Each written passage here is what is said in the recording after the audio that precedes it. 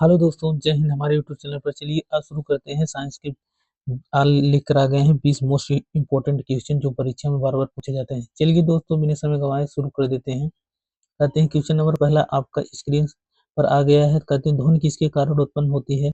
तो आपका ध्वनि किसके कारण उत्पन्न होती है? ऑप्शन नंबर ए प्रकाश, ऑप्शन नंबर बी कंपन, ऑप्शन नंबर सी ताप, ऑप्शन नंबर डी दाब। तो इसमें राइट आंसर आपका हो जाएगा बी, कंपन के द्वारा उत्पन्न होती है। राइट आंसर, ठीक है।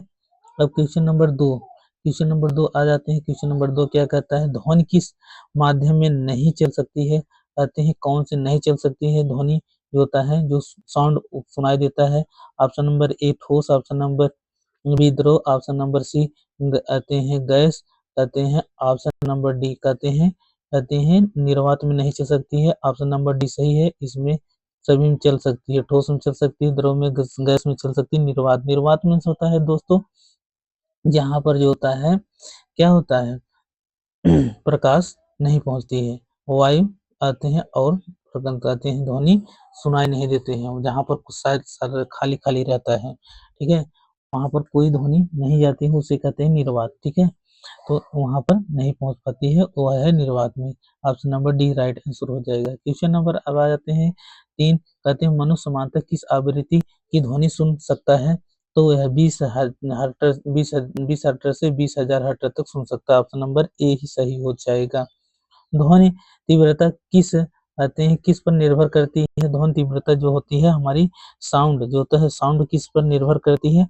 ऑप्शन नंबर बी सही हो जाएगा, आयाम पर निर्भर करती है। कहते हैं क्वेश्चन नंबर 5। सोनार जो होता है, सोनार का उपयोग किसके लिए किया जाता है? तो यह कहते हैं समुद्र की गहराई मापने में किया जाता है। ऑप्शन नंबर कौन सही हो जाएगा? बी राइट आंसर हो जाएगा।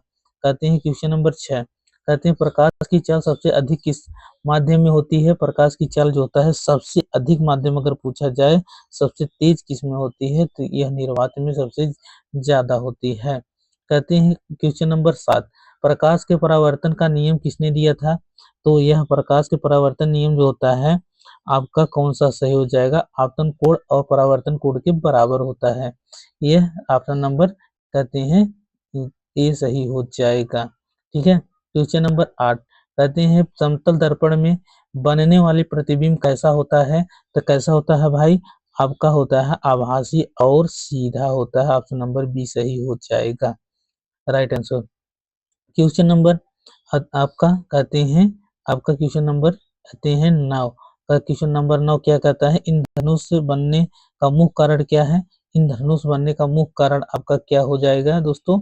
कहते हैं इंद्रधनुष का मुख्य कारण बनने का क्या हो जाएगा? ऑप्शन नंबर कहते हैं 9 का सी हो जाएगा। कहते हैं ऑप्शन नंबर कहते हैं सी, ठीक है दोस्तों, ऑप्शन नंबर सी सही हो जाएगा, ठीक। अब क्वेश्चन नंबर 10। कहते हैं क्वेश्चन नंबर 10 क्या कहता है? कहते हैं ये क्या है? अवतल दर्पण का उपयोग कहते हैं कहाँ किया जाता है? अवतल दर्पण का प्रयोग जो होता है कहाँ किया जाता है? सेविंग में किया जाता है, सेविंग मिरर में। ऑप्शन नंबर ए सही हो जाएगा, ठीक है दोस्तों। कहते हैं क्वेश्चन नंबर 11। कहते हैं क्वेश्चन नंबर 1 विद्युत धारा का कहते हैं एसआई इकाई क्या होता है? तो उसका एसआई इकाई आपका देखा जाए ऑप्शन नंबर बी सही हो जाएगा, एम्पियर होता है, ठीक है दोस्तों। कहते हैं क्वेश्चन नंबर आते हैं 12। कहते हैं क्वेश्चन नंबर 12 देखते हैं। 12 क्या कर रहा है? कहते हैं प्रतिरोध की एसआई इकाई क्या है? प्रतिरोध की एसआई इकाई होता है ऑप्शन नंबर बी ओम होता है, ऑप्शन नंबर बी ओम होता है। क्वेश्चन नंबर अब आ जाते हैं क्वेश्चन नंबर 13। क्वेश्चन नंबर 13 क्या कहता है? ओम पर ओम का नियम किसके बीच संबंध बताता है? तो किसके बीच संबंध बताता है? ऑप्शन नंबर ए कहते हैं ऑप्शन नंबर आपका ए सही हो जाएगा, ए ऑप्शन नंबर ए सही हो जाएगा। कौन सही हो जाएगा? ऑप्शन नंबर ए कहते हैं धारा और वोल्टेज। कहते हैं क्वेश्चन नंबर 14। कहते हैं विद्युत शक्ति की एसआई इकाई क्या होता है? विद्युत शक्ति के एसआई इकाई जो होता है कहते हैं बी हो जाएगा, ये हो जाएगा बी। कहते हैं कौन हो जाएगा? बी वाट हो जाएगा, ठीक। Question number 15। क्वेश्चन नंबर 15 क्या कहते हैं? बिजली के बल्ब में कौन सा प्रभावी गैस होता है कौन सा प्रभावी होता है? बिजली का जो बल्ब होता है कहते हैं कौन सा प्रभाव होता है, कौन सा प्रभाव पड़ता है? ये बताइए कौन सा प्रभाव पड़ता है? तो यह ऑप्शन नंबर बी सही हो जाएगा, सही हो जाएगा ऑप्शन नंबर बी, ऊष्मीय प्रभाव। ठीक है, ऊष्मीय प्रभाव। क्वेश्चन नंबर कहते हैं 16। क्वेश्चन नंबर 16 क्या कहता है, चुंबक किन पदार्थों को आकर्षित करता है? चुंबक किन पदार्थों को आकर्षित करता है? ऑप्शन नंबर बी सही हो जाएगा। कहते हैं लोहा को आकर्षित करता है। लकड़ी का अगर प्लास्टिक को थोड़ी करेगा, लोहा को करता है।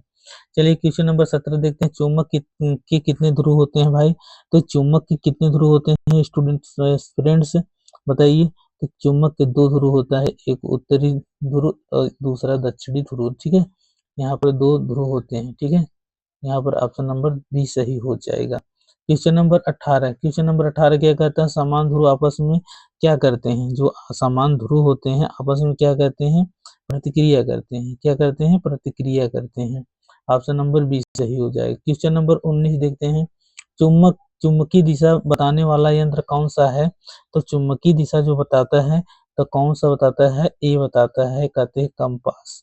कंपास बताता है। ठीक है, ऑप्शन नंबर ए सही हो जाए। क्वेश्चन नंबर 20 और लास्ट देखते हैं, चुंबक का वह भाग जहां चुंबकीय शक्ति सबसे अधिक होती है क्या कहलाता है? तो क्या कहलाता है दोस्तों? कहते हैं वह कहलाता है ध्रुव, कहलाता है पोल कहलाता है। यही था आपका लास्ट क्वेश्चन।